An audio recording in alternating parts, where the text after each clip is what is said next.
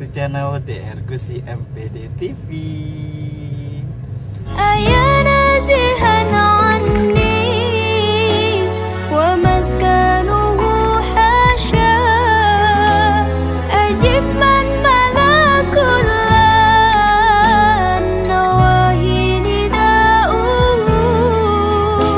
Mahasiswa yang dirahmati oleh Allah Subhanahu wa Ta'ala, di perkuliahan hari ini kita akan bahas tentang teknik penulisan ilmiah. Apa materinya, kita ikutin. Bismillahirrahmanirrahim. Curahkanlah di hati kami asmamu ya Rahman, ya Rahim, agar anak-anak, para mahasiswa kami, wabil khusus ya Allah, mahasiswa STAI Sultan Syarif Hasim Siak, para wisudawan wisudawati hari ini ya Rabbal Alamin, mendapatkan rasa kasih dan sayangmu selalu ya Rabbal Alamin.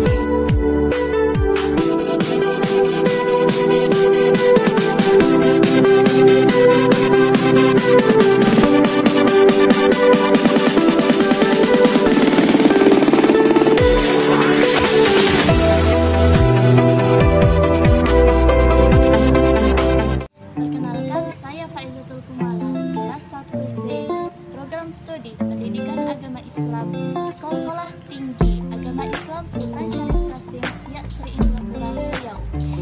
Di sini saya akan menjelaskan tentang karya ilmiah populer untuk memenuhi tugas mata kuliah Teknik Penulisan Ilmiah dosen pengampu Bapak Dr. Iwan Haji Supriyono MPD. Silakan saksikan video berikut ini. Karya ilmiah populer. Pada hakikatnya, karya tulis adalah bentuk dari ekspresi apa yang dilihat, dirasa, dialami, dan difikirkan seseorang yang kemudian dituangkan melalui bahasa tulisan. Secara garis besar, hakikatnya karya tulis terbagi menjadi dua, yaitu fiksi dan non-fiksi. Fiksi adalah karya tulis yang berupa rekaan atau hayalan, tidak nyata, tidak benar adanya, seperti contoh novel. Namun berbeda dengan non-fiksi. Non-fiksi adalah karya tulis yang dituliskan berdasarkan kenyataan, benar adanya dan benar-benar ada di sekitar kita. Seperti contohnya dapat dinikmati seperti tulisan karya-karya ilmiah, itu berdasarkan kenyataan, benar adanya.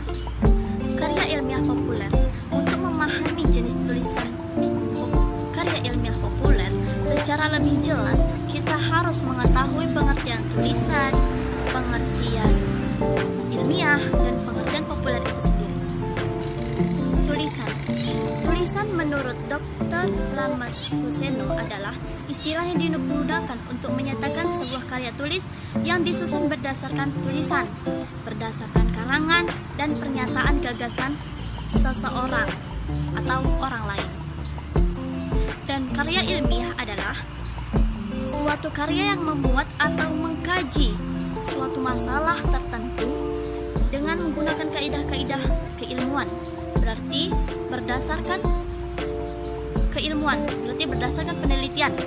Nah, sedangkan populer dalam Kamus Besar Bahasa Indonesia disebut bahwa populer berarti dikenal, disukai orang banyak atau umum.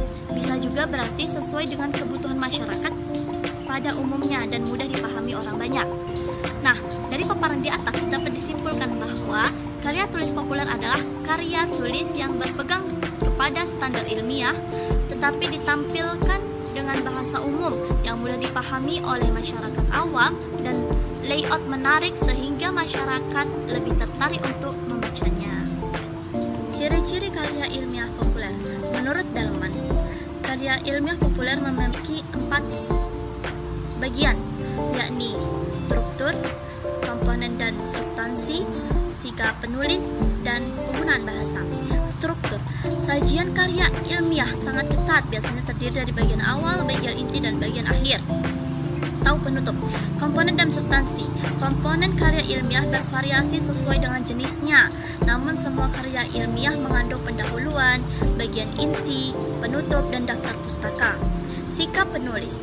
Sikap penulis dalam karya ilmiah adalah objektif yang disampaikan dengan menggunakan kata atau gaya bahasa impersonal. Selanjutnya, penggunaan bahasa. Bahasa yang digunakan dalam karya ilmiah adalah bahasa baku yang tercermin dari pilihan kata dan atau istilah kalimat yang efektif dan struktur yang baku. Nah, ciri-ciri karya ilmiah menurut Wardani. Dari segi isi, karya ilmiah menyajikan pengetahuan yang dapat berupa gagasan, deskripsi tentang suatu atau pemecahan masalah. Yang kedua, pengetahuan disajikan tersebut berdasarkan adalah fakta atau kenyataan atau data yang empirik. Nah, yang ketiga, karya ilmiah mengandung kebenaran yang objektif serta kejujuran dalam penulisan. Bahasa yang digunakan adalah bahasa baku. Banyak menggunakan bahasa teknis di samping istilah yang bersifat denotatif. Selanjutnya adalah bentuk karya ilmiah populer. Bentuk karya ilmiah populer antara lain adalah artikel, esai, dan filter. Dilihat dari bahasanya, biasanya artikel menggunakan bahasa jurnalis, esai menggunakan bahasa sastra, dan filter menggunakan keduanya, tergantung kepada jenis filternya. Bentuk karya ilmiah populer. Karangan. Karangan dapat diartikan menjadi 3. Menurut Sirait, pengertian karangan adalah setiap tulisan yang diorganisasikan yang mengandung isi dan tulisan untuk sesuatu tujuan tertentu, biasanya berupa tugas di kelas. Yang kedua, dari Widya Martaya mengatakan bahwa mengarang dapat dipahami sebagai keseluruhan rangkaian kegiatan seseorang dalam mengungkapkan gagasan yang menyampaikan melalui bahasa tulisan. Yang ketiga, menurut Karif, pengertian karangan adalah bahasa tulis yang merupakan karangan kata demi kata sehingga menjadi sebuah kalimat paragraf, sehingga menjadi sebuah wacana yang dibaca dan dipahami. Bentuk karya ilmiah penggabungan paragraf.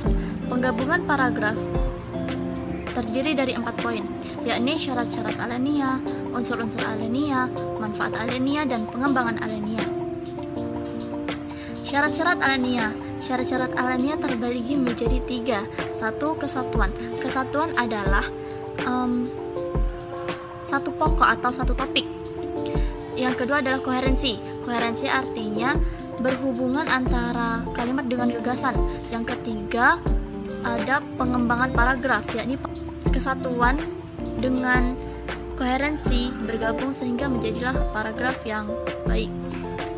Unsur-unsur alenia.